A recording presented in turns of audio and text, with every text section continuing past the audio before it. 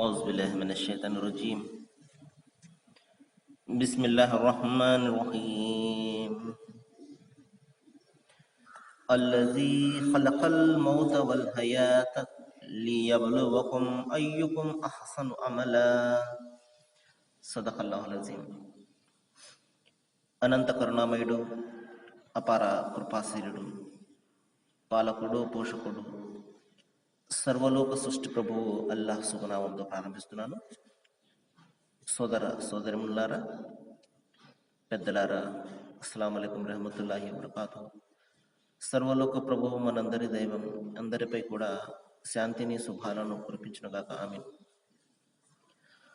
మనము ఇంతవరకు కూడా మానవులందరి కోసము విశ్వప్రభువు తన చివరి ప్రవక్తపై అవతరింపజేసిన సర్వమానవ మార్గదర్శక గ్రంథం దివ్య ఖురాన్ నుండి 67వ అధ్యాయం నుండి 2-3 వాక్యాల అరబీ మూలంను విన్నాము. మనము గత కొన్ని రోజుల నుండి ఈ ప్రపంచం యొక్క వాస్తవికత ఏమిటి, మానవుల కర్మల లెక్కింపు నిమిత్తము దైవం ఏ ఏర్పాట్లు చేశాడు ఇత్యాది విషయాలను గురించి మనము తెలుసుకుంటున్నాము.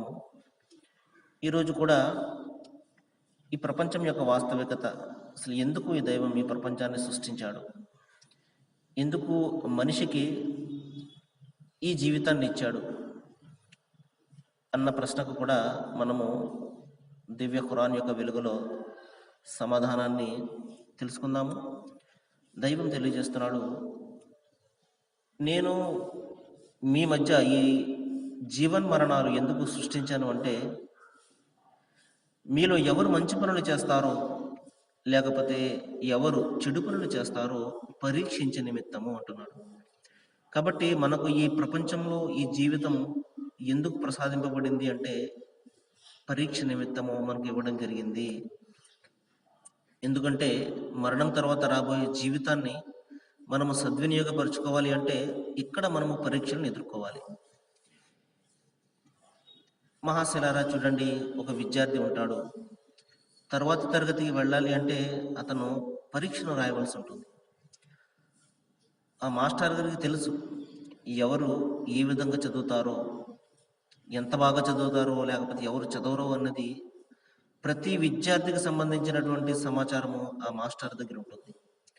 అయినప్పటికీ కూడా ఇతను బాగా చదువుతాడు అని పరీక్ష లేకుండా వేరే తరగతికి పంపిస్తాడా? పంపించడు. ఇతను బాగా చదవడు కదా, ఎందుకు అనవసరంగా పరీక్ష అని చెప్పి అతన్ని పరీక్ష రాయకుండా ఒక విద్యార్థిని ఉంచేస్తాడా? లేదు. అందరికీ సమానమైనటువంటి పరీక్షను పెట్టడం జరుగుతుంది. పరీక్షలో ఎవరైతే నెగ్గుతారో వాళ్ళు, ఎవరైతే మంచి మార్కులు సాధిస్తారో వాళ్ళు తర్వాత తరగతికి వెళ్తారు. అదేవిధంగా మహాశిలారా, మనమందరం కూడా ఇక్కడ పరీక్షలను ఎదుర్కొంటున్నాము. ఇందులో మంచి వ్యక్తులు ఉన్నారు, చెడు వ్యక్తులు ఉన్నారు, ఇష్టం వచ్చినట్టు జీవితం గడిపేవారు ఉన్నారు, అలా కాకుండా దైవభీతితోటి జీవితం గడిపేవారు కూడా ఉన్నారు. అయితే అందరికీ తమ తమ స్థాయిని బట్టి, వారి యొక్క శక్తి సామర్థ్యాలను బట్టి, ఆర్థిక పరిస్థితులను బట్టి దైవము వాళ్లకు మరి పరీక్షలను ఇవ్వడం జరుగుతుంది. ఇందులో ఎవరైతే సహనాన్ని వహించి దైవం యొక్క మార్గదర్శకత్వంలో తమ జీవితం గడుపుతారో వారికి ప్రతిఫలంగా మరణం తర్వాత రాబోయే జీవితంలో సాఫల్యం అనేది వాళ్ళకు దక్కుతుంది. కాబట్టి అంతిమంగా ఎవరైతే దైవభీతితోటి జీవితం గడుపుతారో, పరీక్షలలో సహనాన్ని వహించి జీవితం గడుపుతారో అటువంటి వారికే మరి పరలోకంలో సాఫల్యం అనేది. అయితే ఈ ప్రపంచంలో ప్రతి ఒక్కరం కూడా ఇక్కడ సంపద కానివ్వండి, వీధరికం కానివ్వండి, అధికారం కానివ్వండి, లేకపోతే ఏమీ విలువ లేనటువంటి వారు కానివ్వండి, ప్రతి ఒక్కరం కూడా తమ తమ స్థాయిని బట్టి ఇక్కడ పరీక్షలను ఎదుర్కొంటున్నాం. జీవితమే ఒక పరీక్ష. అదే విషయాన్ని దైవం తెలియజేస్తున్నాడు, మీలో ఎవరైతే మంచి పనులు చేస్తారో లేకపోతే ఎవరైతే దుర్వినియోగపరుస్తారో, దైవం ఇచ్చినటువంటి ఈ అనుగ్రహాలను ఎవరైతే దుర్వినియోగపరుస్తారో, అనుగ్రహాలు అంటే మహాశిలరా, మన జీవితం కూడా ఒక అనుగ్రహమే, ఈ జీవితంలో యవ్వనం కూడా ఒక అనుగ్రహమే. ఇందులో మనకు ప్రసాదించినటువంటి దైవం మరి ఈ సంపద కానివ్వండి, ఈ ఐశ్వర్యము, ఈ భార్య బిడ్డలు, ఈ డబ్బులు, ఈ దర్పాలు, ఈ అధికారాలు, ఇవన్నీ కూడా దైవం మనిషికి ఇచ్చినటువంటి అనుగ్రహాలు. ఇందులో ప్రతి ఒక్కదాని గురించి కూడా మనకు ప్రశ్న అడగడం జరుగుతుంది. ప్రతి దానిలో కూడా మనలను పరీక్షించడం జరుగుతుంది. ఒకరికి డబ్బులు ఇచ్చి దైవం పరీక్షిస్తాడు, మరొకరికి ఆ డబ్బులు తీసుకుని దైవం పరీక్షిస్తాడు. సరే మహాశులారా, ఇంకొక ప్రశ్న ఏంటంటే, అసలు మరణానంతర జీవితం ఎందుకండి?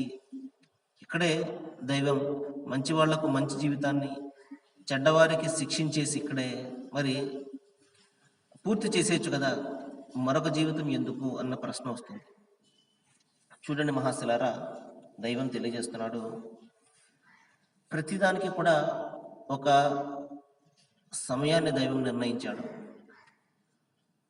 నేను ఇందాకే చెప్పినట్టు, ఒక విద్యార్థికి ఏ విధంగా అయితే పరీక్షను పెట్టే మరొక తరగతి ఏ విధంగా అయితే పంపించడం జరుగుతుందో, అదేవిధంగా భూమి ఆకాశాల విశాలమైనటువంటి ఆ స్వర్గాన్ని ఇట్టే దైవం మానవాళికి ప్రసాదించేస్తాడా, ఏ కష్టం కూడా పడకుండా? కాబట్టి ఆ జీవితాన్ని దైవం గోప్యంగా పెట్టాడు. మరణం తర్వాత రాబోయే జీవితంలో ఆ స్వర్గం, అందులో ఉండే ఆనందాలు, ఇవన్నీ కూడా మనిషికి గోప్యంగా పెట్టాడు. తెలియదు ఏ విధంగా ఉంటుందో అనేది. అదేవిధంగా అక్కడ శిక్షలు కూడా మరి ఏ విధంగా ఉంటాయో మనకు తెలియదు. కొద్దిగా మనకు దైవ గ్రంథం ఖురాన్లో తెలుస్తుంది, ఈ విధంగా ఉంటాయి, ఈ విధంగా ఉంటాయి అని. ఒక 10% మాత్రమే. అయితే ఎటువంటి అనుగ్రహాలు దైవం స్వర్గంలో పెట్టాడో మనిషి దాని గురించి తెలుసుకోలేడు. దైవ ప్రవక్త ఇదే విషయాన్ని గురించి చెప్తారు. మీ కళ్ళకు చలువ కలిగించే ఎటువంటి వస్తువులు దైవం స్వర్గంలో తయారు చేసి పెట్టాడో వాటి గురించి ఇంతవరకు ఏ మనస్సు కూడా ఊహించలేదు, ఏ కన్నులు కూడా చూడలేదు అని చెప్పడం జరిగింది. కాబట్టి ఒక విషయాన్ని గోప్యంగా పెట్టి నీకు అది దక్కుతుంది, నువ్వు ఈ పని చేయాలి అనగానే మనిషిలో ఒక ఉత్సాహం కలుగుతుంది, ఒక ఉత్సుకత కలుగుతుంది. నేను బాగా ప్రయత్నం చేయాలి, దానిని సాధించాలి, అందులో దైవం ఏం పెట్టాడో అన్న ఒక ఆసక్తి కలుగుతుంది. అందుకని కొన్ని విషయాలను దైవం అగోచరంగా పెట్టాడు, మన కంటికి కనబడకుండా గోప్యంగా ఉంచడం జరిగింది. మరి సృష్టికర్తల్లా ఖురాన్లో తెలియజేస్తున్నాడు, నేను మరణం తర్వాత రాబోయే జీవితాన్ని ఎందుకు పెట్టాను అంటే, మీలో ఎవరైతే విభేదిస్తున్నారో దైవాన్ని గురించి, వారికి సత్యాన్ని బహిర్గతపరచడం కోసము. ఇక్కడ పరీక్ష పెట్టాడు దైవం. ఆయన మనకు కనబడడు కానీ అన్నీ కూడా ఆయన చూస్తున్నాడు, అన్నీ కూడా పరిశీలిస్తున్నాడు. ఈ విధంగా ఆయన కనబడకపోయినప్పటికీ కూడా నన్ను చూస్తున్నాడు అన్న భీతితోటి ఎవరైతే జీవితం గడుపుతాడో అన్నది ఇక్కడ పరీక్ష. అదే విషయాన్ని చెప్తున్నాడు. కొంతమంది ఉంటారు, ఇదంతా కూడా అసత్యంగా కొట్టివేస్తుంటారు. మనకు ఎవరు కనబడడం లేదు కాబట్టి దైవం అనేవాడు లేడు, మన కర్మలు ఏమి కూడా నమోదు కాబడడం లేదు, ఇదే జీవితము, ఇదే మరణము, ఉన్న 4 రోజులు కూడా బాగా ఆనందాన్ని అనుభవించి చనిపోవాలి. మరణం తర్వాత రాబోయే జీవితాన్ని ఎవరు చూసి వచ్చారు, ఇంతవరకు ఎవరు కూడా చెప్పింది లేదు. కాబట్టి ఇదంతా కూడా ట్రాష్, ఇదంతా కూడా వ్యర్థము, అబద్ధము అని కొట్టివేసి ఇష్టం వచ్చినట్లు జీవితం గడిపే వాళ్ళు కూడా ఉంటారు. వారందరికీ సత్యం అంటే ఏమిటో, ఎందుకంటే సత్యాన్ని తిరస్కరించారు, దైవాన్ని తిరస్కరించారు, మరణం తర్వాత రాబోయే జీవితాన్ని తిరస్కరించారు, స్వర్గ నరకాలు తిరస్కరించారు. ఇటువంటి వారు, మీరు తప్పు చేశారు జీవితంలో ఉన్నప్పుడు, మీరు ఇవన్నీ కూడా అబద్ధంగా కొట్టివేశారు, చూడండి ఇదిగో అని వాళ్లకు సత్యం బహిర్గతపరచడం కోసము మరణం తర్వాత రాబోయే జీవితం ఉంటుంది. మరి అంతేకాదు, ఎవరైతే కొంతమంది దైవాన్ని విశ్వసిస్తారు, ఆయన ఒక్కడే అని విశ్వసిస్తారు, ఆయనకు సాటి సమానము కల్పించరు, మనిషిని తీసుకొచ్చి ఆయన స్థానాన్ని ఇవ్వకుండా సృష్టికర్తను మరి శూన్యంను ఆరాధిస్తుంటారు, ఆత్మగా ఆరాధిస్తుంటారు, అంతేకాకుండా మంచి పనులు చేస్తుంటారు. ఇటువంటి వారికి దైవము ప్రతిఫలం ఇవ్వడం కోసము మరి మరణం తర్వాత రాబోయే జీవితం వస్తుంది. ఎందుకంటే ఇక్కడ పరీక్ష నిమిత్తమే ఈ జీవితం కాబట్టి ఇక్కడ ఫలం అనేది ఉండదు. ప్రతిఫలం అనేది మనిషికి మరణం తర్వాత రాబోతుంది. మరి అంతేకాదు, మరికొంతమంది ఉంటారు, చెడు పనులు చేస్తుంటారు, దైవాన్ని విశ్వసించరు. అలా కాకుండా దైవానికి సాటి సమానాన్ని కల్పిస్తుంటారు, మనిషికి ఉండే బలహీనతలన్నీ కూడా దైవానికి ఆపాదిస్తూ ఉంటారు. మరి ఇటువంటి వారు మీరు తప్పు చేశారు అనే దాని యొక్క శిక్షను అనుభవించడం కోసము మరణం తర్వాత రాబోయే జీవితం వస్తుంది. చిన్న ఉదాహరణ చెప్తాను చూడండి.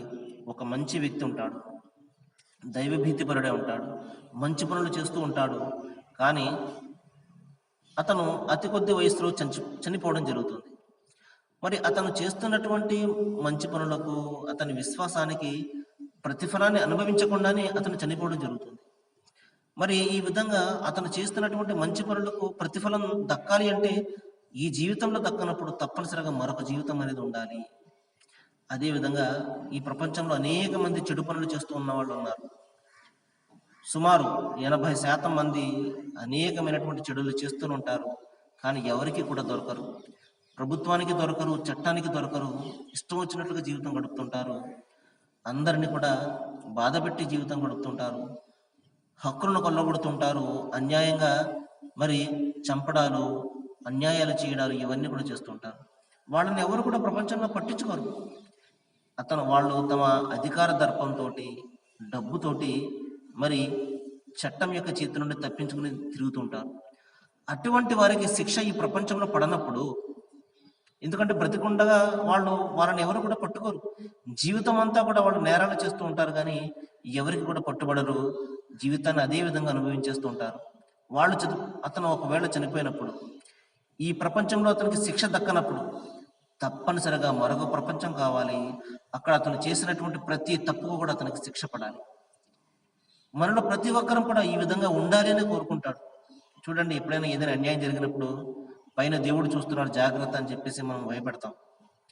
ఎందుకంటే ఇక్కడ నిన్ను పట్టుకోకపోయినా అక్కడ ఆయన పట్టుకుంటాడు జాగ్రత్త అని మనం భయపెడుతుంటాం.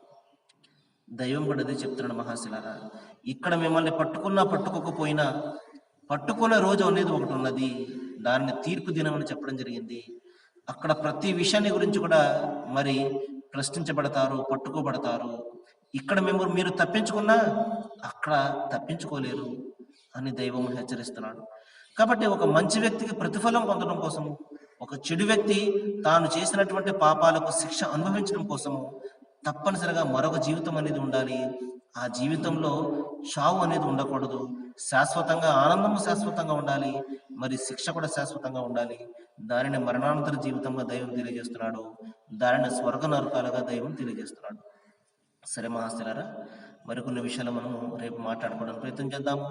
ఏ విషయాలు అయితే మన ముందుకు వస్తున్నాయో వీటిపై ఆలోచన చేసి ఆచరణ చేసే సద్భాగ్యాన్ని దైవం మీకు నాకు మనందరికీ ప్రసాదించుగాక. వాకిరు దవన